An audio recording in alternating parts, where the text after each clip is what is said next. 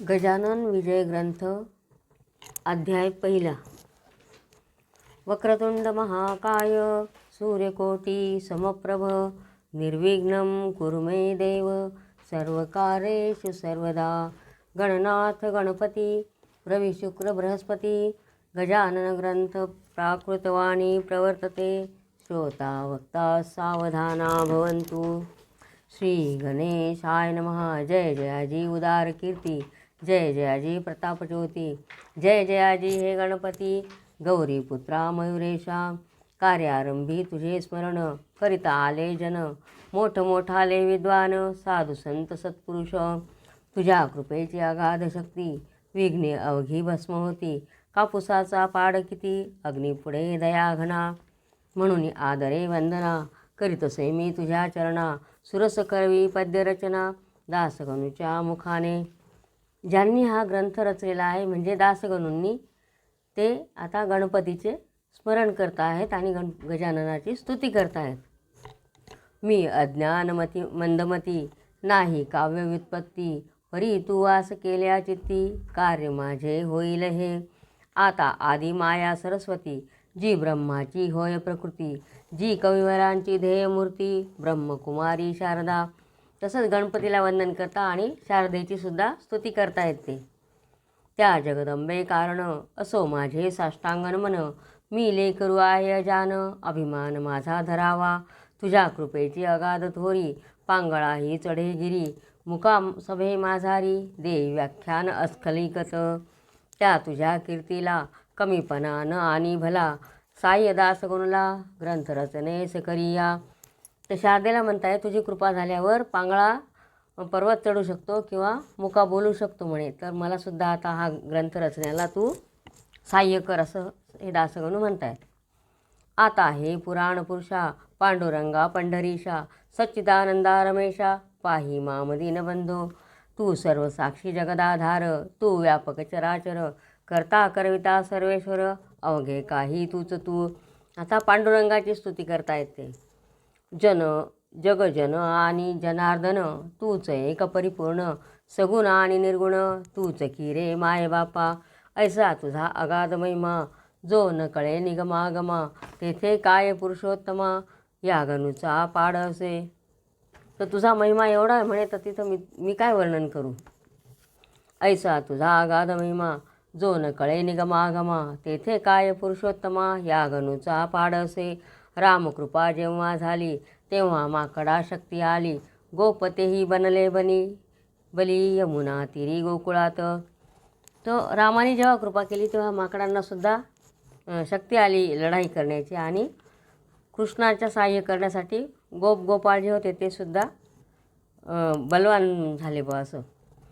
तुझी कृपा व्हाया जाण नाही धनाचे प्रयोजन, चरणी होता अनन्य तू त्या ते सहाय्य करशी. तर हे रामकृष्ण यांना किंवा भगवंताला सांगतायत की तुझी जर कृपा झाली तर काहीच कमी नसतं म्हणे, सर्व सहाय्य होतं. तर तिथं पैशाचं काही काम नाही, तर फक्त अनन्य आपल्या तनमनधनाने त्यांना शरण गेलं पाहिजे.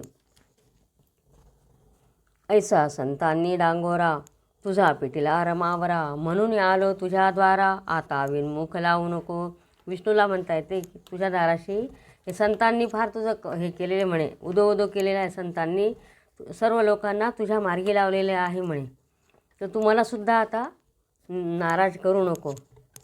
हे संत चरित्र रचावया साह्य करी पंढरीराया, माझ्या चित्ती बसोनिया ग्रंथ कळसा नेई हा. हे भवभवांतक भवानीवरा, हे नीलकंठा गंगाधरा, ओंकार रूपा त्र्यंबकेश्वरा, वरद पाणी ठेवा श्री. आता शंकराची आराधना करतायत. भवानीवर म्हणजे पार्वतीचे पती नीलकंठ. आता हे शंकराची आराधना करतायत. तुझे साह्य असल्यावर काळाचाही नाही दर, लोखंडासी भांगार परिस करून ठेवी तसे. तुझी कृपा हाच परिस लोखंड मी गणुदास, साह्य करी लेकरास परते मजला लोटू नको. शंकराला म्हणतायत तुला अशक्य काही नाही, अवघेच आहे तुझ्या ठाई, लेकरांसाठी धाव घेई ग्रंथ सुगम वदवावया. माझी कुळाची कुलदेवता कोल्हापुरी वासुनी जगन्माता, तिच्या पदी ठेवितो माथा मंगल व्हाया कारण. तर यांची जी कुलदेवता आहे ती कोल्हापूरची देवी आहे. तर तिच्या चरणावर माथा ठेवून हे स्तुती करतायत तिची. हे दुर्गे तुळजे भवानी, हे अपर्णे आंबे मृडाणी, ठेवी तुझा वरद पाणी दासगणूच्या शिरावर. आता वंदन दत्तात्रया, पाववेगी मत्स्य सदया, गजानन चरित्र गाया, प्रसादा सहस्फूर्ती दे. तर दत्तगुरूंची वंदन करतायत. आता शांडिल्य आदी ऋषीवर्श्वर, वसिष्ठ गौतम पाराशर, ज्ञान नभी जो दिनकर, त्या शंकराचार्या नमन असो. आता ऋषीवरांना नमन करता येते. आता अवघ्या संत महंता, नमन माझे सर्वथा, दासगणूच्या धरुणी हाता, ग्रंथ करावा लेखन. तर म्हणे तुम्ही बाळ आहे, तुमचं लहान बाळ जसं त्यांना शिकवावं लागतं तसं मी तुमचा एक अज्ञान आहे म्हणे मी, तो मला माझ्या हाताला धरून तुम्ही हा ग्रंथ लेखन करून घ्या, असं हे सर्व देवतांची आराधना करून सांगतायत. गहिनी निवृत्ती ज्ञानेश्वर, तुकाराम देहू कर, श्री तुकाराम देहू कर, हे भवाब्धीचे तारू थोर, त्या श्री रामदासान मनसो. हे शिर्डीकर साई समर्था, वामन शास्त्री पुण्यवंता, दासगणूची अभयाता, तुमचे असो द्या संत हो. सर्व संतांना, शिर्डीच्या साईबाबांना, रामदास स्वामींना सर्व असे त्यांचे वंदन करतायत. तुम्हा अवघ्यांच्या कृपेने मी हे करीन बोलणे, दासगण मी तुमचे ताने, कठोर मजविषयी होऊ नका. जी का खरी माया असते तीच बोलाया शिकविते, तुमचे माझे असे नाते, माय लेकरा परी. तर आई मुलासारखंच आपलं नातं आहे म्हणे. जशी आई मुलाला बोलायला शिकवते त्याप्रमाणे तुम्ही माझ्याकडून हे सर्व लिहून घ्या, माझ्याकडून हा ग्रंथ वदवून घ्या. लेखनी काढी अक्षर, परी तो तिच्यात नाही जोर, ती निमित्ता कारण साचार, लेखनी रूप कार्याला, दासगणू लेखनी येथ, तुम्ही धारण करा ती अवघे संत, ग्रंथ रचवा रसभरित, हीच आहे प्रार्थना. मी फक्त निमित्त कारण आहे, तुम्ही सर्व हे मी एक लेखणीप्रमाणे आहे, माझ्याकडून तुम्ही हे करून घ्या. आता श्रोते सावधान, संत कथेचे करा श्रवण, करून या एकाग्रमण, निज कल्याण व्हावया. संत हेच भूमीवर, चालते बोलते परमेश्वर, वैराग्याचे सागर, दाते मोक्षपदाचे. हे संत असतात तेच खरे भूमंडळावरचे जमिनीवरचे देव असतात म्हणे. आणि हे यांची जर आपण सेवा केली तर त्यामुळे आपल्याला मोक्ष लागतो. संत हेच सन्नितीची मूर्ती आहे प्रत्यक्ष साची, संत भव्य कल्याणाची पेठ आहे विबुध हो. त्या संत चरित्रास श्रवण करा सावकाश, आजवरी नाकवनास, संतांनी या दगा दिला. तर असे संत आहेत म्हणे. तर त्यांच्यामुळे आपल्याला सर्व लाभ मिळतो, त्यांच्याचमुळे आपण देवाच्या मार्गाला पण लागू शकतो. ईश्वरी तत्वाचे वाटाडे, संत हे चिरोकडे, अमोघ ज्ञानाचे हे गाडे, भरले असती प्रत्यक्ष, संत चरणी ज्यांचा हेत, त्यांचा ऋणी रुक्मिणी कांत, आता मलरहित करा चित्त, गजानन चरित्र ऐकावा. तर हे जसे संत सर्व असतात म्हणे, ज्ञानाचे सागर असतात हे. आणि त्याचप्रमाणे तुम्ही आता शुद्ध अंतःकरणाने हे जे मी काय तुम्हाला गजानन चरित्र सांगतो ते तुम्ही ऐका म्हणे. आता भरतखंडा माझारी, संत झाले बहुतापरी, ही न पर्वणी आली खरी, अवतार देशा कारणे, जंबूद्वीप हे धन्य धन्य आहे पहिल्यापासून, कोणत्या सुखाची ही वान, येथन पडली आजवरी, याचे हेच कारण, या भूमीस संत चरण, अनादिकालापासून लागत आले आहेत की. हे जे जंबूद्वीप आहे किंवा हे आपलं भारत देश आहे, तर याच्यावर संतांचे चरण पडल्यामुळेच सर्व व्यवस्थित चालू आहे म्हणे. सर्व हे होतं आहे म्हणे, देवाची आराधना वगैरे जे काही संस्कार आहेत ते आलेले आहेत म्हणे. हे संतांचे उपकार आहेत म्हणे आपल्या देशावर. नारद ध्रुव कयाधू कुमार, उद्धव सुदामा सुभद्रावर, महाबली अंजनी कुमार, अजातशत्रू धर्मराजा. जसं नारद मुनी, ध्रुव, भक्त प्रल्हाद, कयाधू कुमार म्हणजे भक्त प्रल्हाद, उद्धव, सुदामा, सुभद्रावर म्हणजे अर्जुन, त्याचप्रमाणे मारुती आणि धर्मराजा, हे असे शंकराचार्य, हे असे सर्व संत होऊन गेलेले आहेत म्हणे. शंकराचार्य जगद्गुरु, जे पदनतांचे कल्पतरू, जे अध्यात्मविद्येचे मेरू, याच देशी झाले हो. मध्यवल्लभ रामानुज, यांचा ऋणी अधोक्षज, ज्याने धर्माची राखिली लाज, निज सामर्थ्य दावनिया. नरसी मेहता तुलसीदास, कबीर कमाल सूरदास, गौरंग प्रभूच्या लीलेस, वर्णन करावे कोठवरी. नरसी मेहता, तुलसीदास, कबीर हे सर्व संत झालेले आहेत म्हणे. त्याचप्रमाणे राजकन्या मीराबाई, तिच्या भक्तीस पार नाही, जिच्यासाठी शेषशाही प्राशिता झाला विषाते. त्याचप्रमाणे ही मीराबाई, तिच्यासाठी श्रीकृष्णाने विषसुद्धा प्यायलं, अशी तिची भक्ती होती. गोरक्ष मच्छिंद्र जालंधर, जे का योग योगेश्वर, ज्यांचा नवनाथ भक्तिसार ग्रंथ असे लिलेचा. तर गोरखनाथ, मच्छिंद्रनाथ, जालंधरनाथ हे जे नवनाथ आहेत म्हणे त्यांचा, तर ते सुद्धा संतच होते, पण त्यांचा एक नवनाथ हा ग्रंथ आहे. ज्यांनी नुसतीच हरिभक्ती करुणी साधिला श्रीपती, ते नामा नरहरी सन्मती, जनी कान्हो संत सकू. नरहरी सोनार किंवा जनाबाई, कान्होपात्रा, सखूबाई हे जे. त्याचप्रमाणे चोखा सावता कूर्मदास, दामाजी पंत पुण्य पुरुष, ज्यांच्या कारणे बेदरास गेला महार होऊन हरी.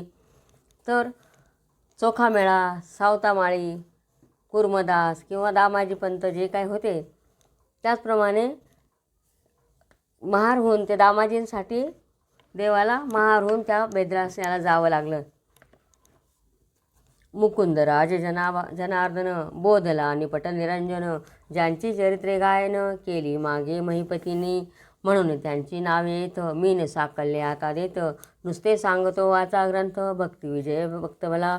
तर हे सर्व जे काय संत महंत होऊन गेले, तर त्यांचा भक्तिविजय जो हा ग्रंथ आहे त्याच्यामध्ये सर्व वर्णन केलेले आहे, त्या संतांचंच वर्णन केलेले आहे, भक्तांचं जे कोणी देवाचे होते, म्हणून त्या ग्रंथाला भक्तिविजय हे नाव आहे. त्यानंतर जे जे झाले त्या त्या संता मी गाईले, ग्रंथ असती 3 केले, ते पहा म्हणजे कळेल की. हे जेव्हा ग्रंथ आपण वाचू त्यावेळेला काय काय महिमा आहे संतांचा ते सर्व कळेलच म्हणे. त्या संतांच्या तोडीचा संत श्री गजानन साचा, आता अवतारी पुरुषाचा प्रभाव खचित लोकोत्तर.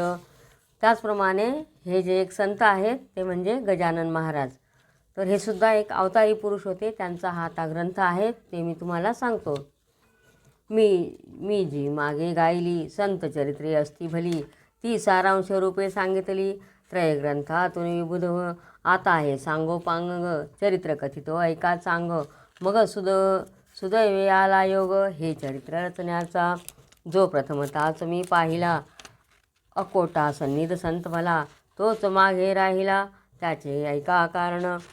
तर हे जे गजानन महाराजांचं चरित्र आहे ते आता ऐका म्हणे तुम्ही. माळा आधी ओविती, मग मेरुमनी जोडिती, तीच आजी झाली स्थिती, ह्या चरित्र रचण्याची.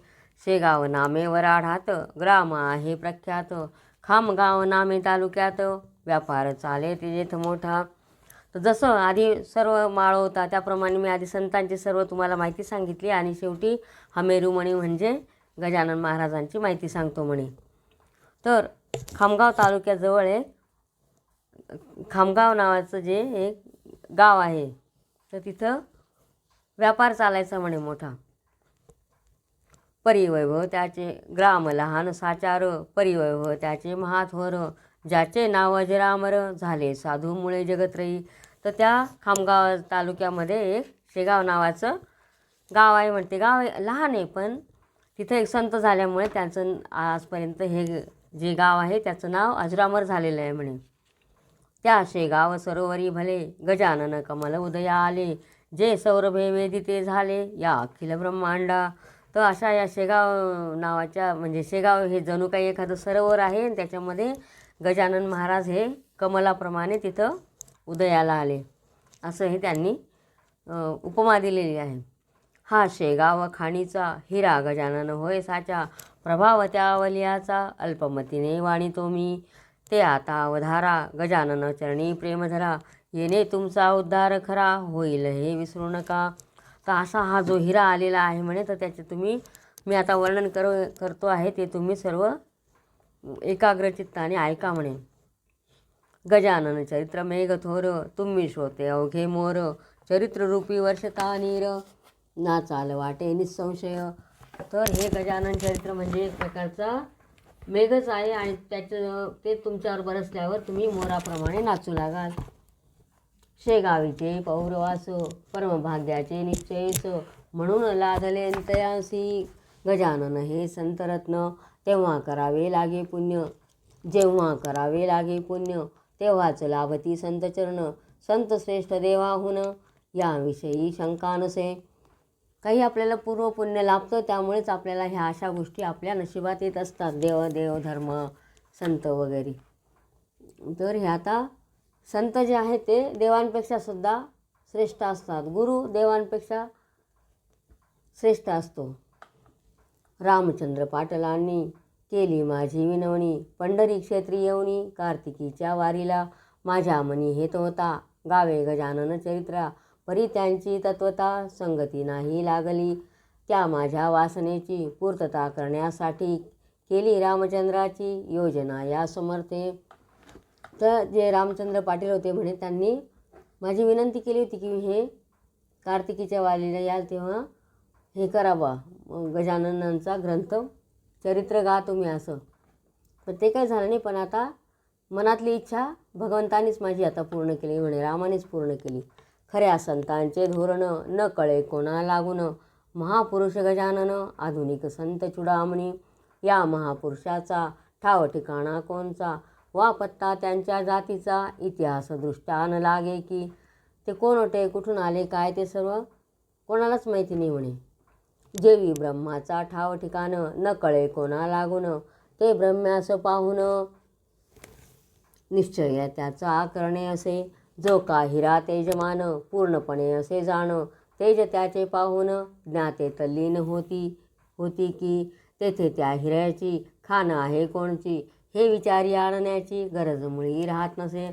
तर जसं म्हणे हिरा कुठून आला, काय आला, कोणत्या खाणीतून आला, हे आपण विचार करतो का? नाही. फक्त त्याचं जे काय तेज आहे ते बघून आपण त्याच्याकडे तल्लीन होऊन बघत राहतो म्हणे की किती सुंदर हिरा आहे असं. त्याचप्रमाणे हे महाराज कुठून आले, काय आले, हे काहीच माहिती नाही, पण त्यांच्यावर सर्व लोकांची भक्ती जडली. ऐन तारुण्याभितरी गजानन आले शेगाव नगरी, शके 1800 भितरी माघ वद्य सप्तमीला. तर 1800 माघ वद्य जे सप्तमी होती त्यावेळेला हे गजानन महाराज शेगावाला आलेत. कोणी कोणी म्हणती जण, श्री समर्थांचे जे का स्थान, त्या सज्जन गडाहून या देशी आले हे. परी याला पुरावा, सबळ ऐसा नाही बरवा, परी काहीतरी असावा. अर्थ त्यांच्या म्हणण्यात, लोक अवघे भ्रष्ट झाले, नाना यातने गांजले, यांच्यासाठी वाटते केले कौतुक ऐसे समर्थांनी. तर कोणी म्हणे सज्जन गडाहून आले, कोणी म्हणे कुठून आले, पण ते पुरावाही नव्हता ना काही. जगाचा अवघा करण्या उद्धार, गजानन रूपे अवतार, धरून आले महिवर, पुन्हा समर्थ सिद्ध योगी. कोणत्याही कलेवरी योगी पुरुष प्रवेश करी, ऐसा प्रकार भूमीवरी जगद्गुरूंनी केला असे. गोरख जन्मला अवकिरड्यात, कानिफा गजकर्णात, चांगदेव नारायण डोहात, योनी वाचोनी प्रगटले. तर जगाचा उद्धार करण्याकरता हे जे संत आहेत ते कोणत्याही रूपाने अवतार घेऊ शकतात. जसं गोरक्षनाथ उकिरड्यात जन्म झाला त्यांचा, कानिफनाथ हत्तीच्या कानातून निघाले. अशा प्रकारे हे संत जन्म घेत असतात. तैसेच येथे काहीतरी झाले असावे निर्धारी, गजाननासी अंगे सारी होती योगाची अवगत. हे त्यांच्या लीलेवरून पुढे कळेल तुम्हा लागून, योगाचे अगाध महिमान त्याची सरी नये कोणा. शेगावी माघ मासी वद्य सप्तमी ज्या दिवशी, हा उदय पावला ज्ञानराशी, पदन ताते तारावया. तर माघ वद्य सप्तमीला हे तेथे शेगावाला प्रगट झाले. त्यावेळची तुम्ही कथा सांगतो मी ऐका आता. एक भाविक गृहस्थ होता, नाम त्याचे देवीदास. हा देवीदास सज्जन पातुरकराचा वंशज जाण, शाखा ज्याची माध्यम दिन मठाधिपती होता तो. तो आता ही तुम्हाला कथा सांगतो म्हणे सर्व. तर तिथं शेगावामध्ये एक देवीदास नावाचा सज्जन असा गृहस्थ राहत होता आणि तो म्हणजे माध्यम दिन शाखेचा होता आणि तो मठाधीचा अधिकारी होता, मठाधिपती होता. त्याच्या एका मुलाची ऋतुशांती होती साची, त्यानिमित्त भोजनाची तयारी होती त्याचे घरा. उष्ट्या पत्रावळी रस्त्यावर टाकिल्या होत्या साचार, घराच्या समोर त्या देवीदास विप्राच्या. तर तो देवीदास नावाचा जो ब्राह्मण होता त्याच्याकडे ऋतुशांतिकेचा कार्यक्रम होता आणि त्यांनी ते सर्व जेवण करून उष्ट्या पत्रावळी त्यांच्या घराजवळ टाकलेल्या होत्या. तो गजानन समर्थ सिद्धयोगी बैसले होते तया जागी, एक बंडी होती अंगी जुन्या पुराण्या कापडाची, कोणत्याही उपाधीचे नाव नव्हते जवळी साचे, पात्र पाणी प्यावयाचे होता एक भोपळा. तर अशा ठिकाणी एक ते गजानन महाराज बसलेले होते आणि त्यांच्या अंगामध्ये फक्त एक बंडी होती आणि ती पण जुन्या पुराण्या कपड्याची होती आणि पाणी प्यायला काय होतं तर एक भोपळा होता पोकळ असा. कच्ची चिलीम हातात जी होती तयांची स्वकृत, कुंभाराच्या भट्टीप्रत जिने नव्हते पाहिले. तर ते कुंभाराकडून नव्हती ती जी चिलीम होती त्यांच्या हातामध्ये ती त्यांनी त्यांची स्वतःजवळचीच होती, ती काही कोणत्या कुंभाराकडून वगैरे आणलेली नव्हती किंवा भट्टीतून आणलेली नव्हती. नासाग्र दृष्टी मुद्रा शांत, तपोबल अंगी झळकत, प्राचीच्या बाल रविवत, वर्णन किती करावे.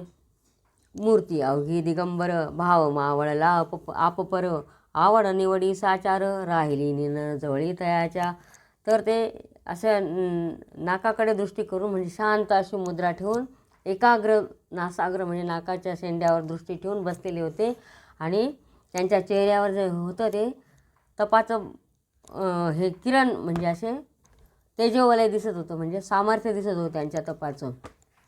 जसा एखादा सूर्य चमकतो तसा, सकाळचा जसा सूर्य असतो तस त्याप्रमाणे. मूर्ती अवघी दिगंबर, भाव मावळला आपपर, आवड निवड साचार, राहिली न जवळी तयांच्या. ती समर्थची स्वारी बैसोनिया रस्त्यावरी, शोधन पत्रावळीचे करी केवळ निजलेने. तर ते त्या पत्रावळीमध्ये बघत होते. शीत पडल्या दृष्टीपत, ते मुखी उचलून घालित, हे करण्याचा हाच हेत, अन्न परब्रह्म कळवावया. तर तिथे जे काही शीत पडलेले होते, अन्न पडलेलं होतं तर ते उचलून तोंडात घालत होते. आणि कशासाठी तर लोकांना कळावं हे अन्न म्हणजे वाया घालू नका बा तुम्ही, कारण अन्न हे पूर्ण ब्रह्म असतं. काकी गरजोनी सांगे श्रुत, अन्न हेच ब्रह्म निगुती, अन्नम ब्रह्मेती ऐसी युक्ती, उपनिषद ठाई असे. तर अन्न हेच पूर्ण ब्रह्म आहे असं हे जसं काही ते लोकांना सांगतायत.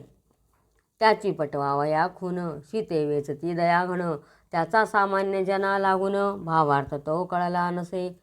तर लोकांना ते काही एवढं कळत नव्हतं. हे यांच्या वागण्याचा जो अर्थ आहे ते लोकांना सहजासहजी कळत नसतो. काकी गरजोनी सांगे श्रुती, अन्न हेच परब्रह्म निगुती, अन्नम ब्रह्मेती ऐसी युक्ती, उपनिषद ठाई असे. त्याची पटवावया खून, शीते वेचती दयाघन, त्याचा सामान्य जना लागून, भावार्थ तो कळला नसे. बंकटलाल अग्रवाला होता रस्त्याने चालला, त्याने हा प्रकार पाहिला आपल्या त्या स्नेहास. दामोदर पंत कुलकर्णी त्याच्या स्नेहाचे नाव जाणी, दोघे तो प्रकार पाहुनी आश्चर्यचकित झाले.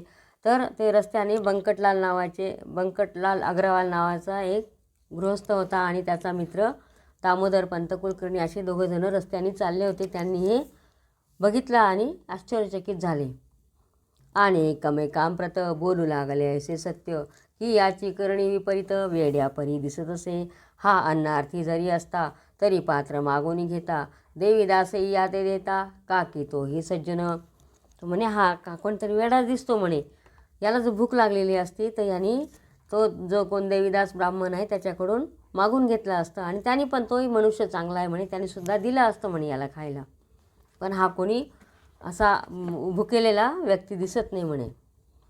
द्वारी आलेला याचक, लावीना तो सुज्ञ परत देख, काही न चाले तर्क, कृतीवरून याच्या ह्या. काही कळत नाही म्हणे काय चाललेलं आहे, कारण आपल्या दाराशी कोणी भिक्षे मागायला आला तर जो कोणी संस्कारी असेल किंवा ज्याला खरंच ज्ञान आहे की आपल्या आल्या अतिथीला काहीतरी द्यायलाच पाहिजे तर तो त्याला भिक्षा हा देतच असतो म्हणे. पण तसं याच्या कृतीवरून काही दिसत नाही आहे, म्हणजे हा कोणीतरी वेडच असला पाहिजे. बंकटलाल म्हणे पंतांसी, ऐसेच उभे रस्त्यासी, आपण राहू या यकृतीसी, अजमावा या कारणे, खरे साधू पिशापरी, जगी वागती वरवरी, ऐसी व्यासाची वैखरी बोलली आहे भागवतात. तर आपण आता इथंच बघून याची गंमत पाहू म्हणे हा काय करतो ते. कारण व्यासांनी जे भागवतामध्ये सांगितलेलं आहे की खरे जे साधू असतात ते असे विचित्रप्रमाणे वागत असतात म्हणे.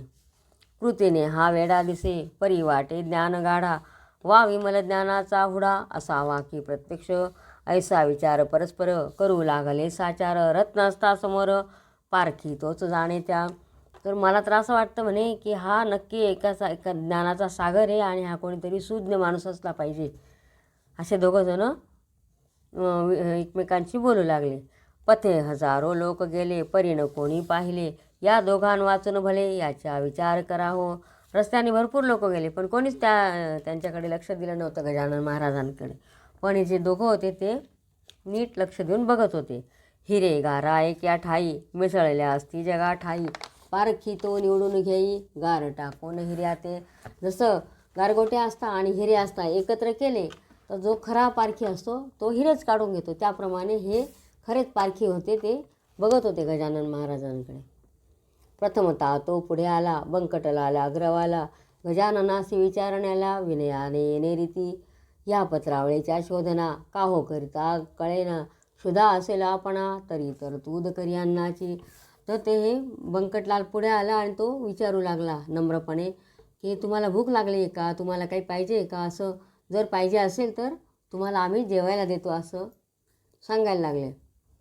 त्याने असे विचारले परिणा उत्तर मिळाले, नुसते वरी पाहिले उभयतांच्या मुखाकडे, तो सतेज कांती मनोहर, दंड गर्दन पिळदार, भव्य छाती दृष्टी स्थिर, भ्रुकुटी ठाई झाली असे. तर त्यांनी विचारलं त्याला आणि गजानन महाराजांनी नुसतं त्यांच्याकडे बघितलं तेव्हा त्यांच्या चेहऱ्यावरचं जे तेज होतं ते हे त्यांना दिसलं आणि त्यांची छाती पिळदार, दंड पिळदार, भव्य छाती असं सर्व एकंदर तेजपुंज असे ते साधू होते. निजानंदी रंगलेला ऐसा योगी पाहिला, मौनेच नमस्कार केला चित्ती संतोष पाहुनिया, देवीदास बुवासी सांगू लागले प्रेमेसी, तुम्ही पात्र वाढून वेगेसी आना एक बाहेर. मग त्यांना कळालं की हे कोणीतरी अवतारी पुरुष आहेत म्हणून त्यांनी नमस्कार केला आणि ते त्यांच्याबरोबर जे देवीदास बुवा होते त्यांना सांगितलं की तुम्ही एक पत्रावळ वाढून आणा म्हणे यांच्यासाठी. ब्राह्मणाला ज्यांच्याकडे कार्यक्रम होता त्यांना सांगितलं. देवीदासे तैसे केले पक्वान्नांनी भरलेले, पात्र आणून ठेविले द्वारासमोर स्वामींपुढे, ठेवलेल्या पत्रावळी भोजना बैसली समर्थ स्वारी, चवी नकशाची अंतरी अणुमात्र उरली असे. मग ते स्वामींपुढे पत्रावळ आणून ठेवल्यानंतर ते स्वामी जेवायला सुरुवात केली. पण कसं जेवत होते ते, त्यांना कशाचीच चव नव्हती, फक्त असं जेवायचं. अनुपम ब्रह्मरसाला जो पिऊन तृप्त झाला, तो का मागू ते गुळवण्याला, मिटक्या मारीत बैसेल जो सार्वभौमन रूपवर, आला असेल साचार, अशा नरासी जहागीर, मिळाल्यासी प्रेम अनुपजे, अवघी पक्वाने एक केली आवड निवड नाही उरली, जठराग्नीची तृप्ती केली दोन प्रळयाच्या समयाला. आता ते समर्थच होते, त्यांना ते पत्रावळ आणून दिली काय नाही हे काय, त्यांनी सर्व अन्न असं एकत्र केलं आणि सर्व एकत्र करून जेवणाला सुरुवात केली आणि ते सर्व अन्न खाल्लं. बंकटलाल ते पाहून पंतांशी करी भाषण, ह्या वेडा म्हणालो आपण, ती निसंशय झाली चुकी, सुभद्रेसाठी द्वार केला अर्जुन ऐसाच वेडा झाला, व्यवहाराचा विसर पडला करू लागला भलभलते, तैसाचा हा ज्ञान जेठी मुक्तिरूप सुभद्रेसाठी, वेडा झाला कसवटी याची आता घेणे नको. तर आपण याला वेडा म्हणतो पण हा वेडा नाही म्हणे, हा खरा विरक्त आहे म्हणे. जसा अर्जुन द्वारकेला गेला आणि सुभद्रेसाठी वेडा झाला त्याप्रमाणे त्याला कशाचाच विसर म्हणजे काही व्यवहार म्हणजे काही करायला पाहिजे हे सर्व विसरून गेला तो अर्जुन. त्याप्रमाणे हा सुद्धा एक ज्ञानाचा सागर आहे, याला मुक्ती मिळण्यासाठी हा म्हणजे हे संत आहेत बा असं. तर याची आपण आता ही परीक्षा बघायला नको म्हणे. धन्य आपुलेशे गाव दृष्टी पाहिला योगी राव, निरीच्छ हा जहागीर गाव दिला हरिणे जयाला. तर म्हणे हे आपलं हे शेगाव आहे ते धन्य झालं म्हणे, त्याचं काहीतरी पुण्य या गावाचं म्हणून इथं हे योगी अवतरले आहेत म्हणे. सूर्य माध्यान्नी आला भागभूमीचा तप्त झाला, पाखरे आशयाला जाऊनी बैसले वृक्षावरी. ऐशा भरवणात हा बैसला आनंदात. हा ब्रह्मची होय साक्षात भयाना कशाचे उरले या. तर याला काहीच हे नाही म्हणे, विरक्त आहेत हे सगळे पशु पक्षी दुपारच्या वेळेला सर्व सावलीत बसले आणि हे उन्हामध्ये मांडी घालून बसलेले, यांना का आनंदात बसलेले आहेत म्हणे. त्यांना कशाचीच भीती नाही, काही नाही. हा जेवला यथेच्छपणी तुंब्यामध्ये नाही पाणी. ते पंता या लागुनी आपण देऊ आणून. पुसू लागले दामोदर तुंब्यामध्ये नाही धीर. मर्जी असल्या हा चाकर पाणी द्यावा तयार असे. तर म्हणे यांचा जो तो भोपळा होता त्याच्यामध्ये पाणी नाही म्हणे, तर तुम्हाला मी पाणी आणून देतो असं त्यांनी सांगितलं. ते दामोदर जे होते त्यांनी म्हटलं, तर तुम्ही सांगाल तर मी तुम्हाला पाणी आणून देतो. ऐसे शब्द ऐकले समर्थांनी हास्य केले. उभय तासे पाहून वदले ते ऐका सांगतो. तुम्हा गरज असेल जरी तरी आणून घाला वारी. एक ब्रह्मजगदांतरी ओतप्रोत भरले असे. म्हणे त्या विचारल्यावर त्यांनी उत्तर काहीच दिलं नाही, फक्त सांगितलं की तुम्हाला जर वाटत असेल तर आणून द्या म्हणे, मला काही हे नाही म्हणे, सगळीकडे ब्रह्मांड भरलेलं आहे एवढं. तुम्ही आम्ही भेद येत तेथ नाही उरला यत्किंचित. परी जगव्यवहार सत्य आचरीला पाहिजे. अन्न भक्षिले देहानी म्हणून त्या पाहिजे पाणी. हा व्यवहार चतुरांनी अवश्य केला पाहिजे. तर म्हणायचे इथं काही भेदभावच नाही, तू मी हा काही भेदभाव नाही म्हणे. फक्त हा देह जो आहे त्याने अन्न खाल्लं आणि त्याला आता पाणी पाहिजे, हा व्यवहार आहे, म्हणून फक्त पाहिजे म्हणून तुम्ही आणून द्या म्हणे. म्हणून तुमच्या चातुर्यासी गरज असल्या तुम्हासाठी तरतूद करा पाण्याची, म्हणजे अवघे संपले. तुम्हाला वाटत असेल तर आणून द्या म्हणे पाणी. हे भाषण ऐकता दोघे हर्षले तत्वता. बंकटलाल म्हणे पंता आपुले आहे भाग्यधन्य. पाणी आणण्या दामोदर घरात गेले साचार. तो इकडे प्रकार काय घडला तो ऐका. तर ते दामोदर जे होते ते पाणी आणायला घरात गेले. आता पुढे काय झालं, कुपाची शेजारी हाळ होता निर्धारी. जेथे जनावरे सारी पीत होती पाण्याला, तेथे जाऊन पाणी प्याले. तृप्ततेचे ढेकर दिले, तो इतक्यात घेऊन आले पंत पाणी गडव्यात. तर ते दामोदर पंत पाणी घेऊन आले आणि इकडे एक जवळच एक हाळ होता जनावरांना पाणी पिण्याचा. आणि ते महाराज तिथून उठले, तिथून पाणी पिऊन घेतलं त्यांनी ते जनावरांसाठी ठेवलेलं, आणि इकडे हे पाणी घेऊन आले. हा हे गढूळ पाणी समर्थान लावा वदनी. ते जनावरां लागूनी योग्य आहे प्यावया. मी हे पहा आणले नीर गोड निर्मळ थंडगार. वासित केले साचार वाळा घालून यामध्ये. म्हणे अरे अहो म्हणे महाराज ते पाणी गुरांसाठी म्हणे, ते तुम्ही नका पिऊ म्हणे, मी तुमच्यासाठी थंडगार असं वाळा घातलेलं गोड मधुर असं पाणी आणलेलं आहे म्हणे, ते तुम्ही प्या म्हणे. ऐसे भाषण ऐकता महाराज वदले तत्वता. व्यवहारिक घ्या कथा यान सांगा आम्हा तुम्ही. हे अवघे चराचर ब्रह्मे व्याप्त साचार. तेथे गडुळ निर्मळ वासित नीर हे न भेद राहिले. तर म्हणे काय चांगलं काय वाईट हे तुम्ही मला नका सांगू म्हणे, ते सगळं ब्रह्म म्हणजे सर्व हेच म्हणे आपलंच आहे म्हणे. सर्व चराचर व्यापून राहिलेलं सगळं ब्रह्म, इथं गडूळ निर्मळ असं काही नसतं म्हणे. पाणी तरी तोच आहे, निर्मळ गढूळही तोच आहे. सुवास कुवास दोन्ही हे रूप त्याचे निसंशय. जे काय आहे ते सर्व ब्रह्मच आहे म्हणे. गढूळ निर्मळ सुवास काय काही नाही म्हणे, सर्व काही ब्रह्मच आहे म्हणे. पिणाराही वेगळा त्यापासून ना निराळा. ईश्वराची अगाध लीला ती कळे या नरजन्मी. जे कोणी पाणी पितं ते सर्व ब्रह्मच आहे म्हणे. ते दिले टाकून व्यवहारी गोविले म्हण. याचेच करा सदा मनन कशापासून जग झाले. तर हे ब्रह्म म्हणजे सर्व मी आहे म्हणे. विष्णुमय जगत म्हणतात तर त्याप्रमाणे हे सर्व ब्रह्म आहे. आणि हेच फक्त तुझं माझं, हा हे पिणार ते पिणार हे सगळं आपण आपलं आहे म्हणे हे. आणि आपल्याला आता ज्ञान काय आहे, आपण मनुष्य जन्म घेतलेला आहे म्हणून सर्व आहे म्हणे. ऐसे ऐकता समर्थवाणी दोघे गेले गहिवरोणी. अनन्य भावे समर्थ चरणी लोळावया तयार झाले. मग त्यांना नक्कीच समजलं की हे कोणीतरी अवतारी पुरुष आहेत, आणि मग त्यांना लोटांगण घातले. तो त्यांचा जाणून हेत महाराज निघाले पळत पळत. वायूच्या त्या गतिप्रत अडथळा जगी कोण करी. या पुढील कथा पाही निवेदन होईल द्वितीयाध्यायी. अवधान द्यावे लवलाही त्या श्रवण करावया. तर मग हे त्यांना नमस्कार केला महाराजांना, आणि महाराजांच्या लक्षात आलं की हे आपण कोण हे कळाल्याबरोबर महाराज तिथून एकदम पळत पळत वाऱ्याच्या गतीने पळत सुटले. पुढे काय कथा आहे ती आपण पुढच्या अध्यायात बघू.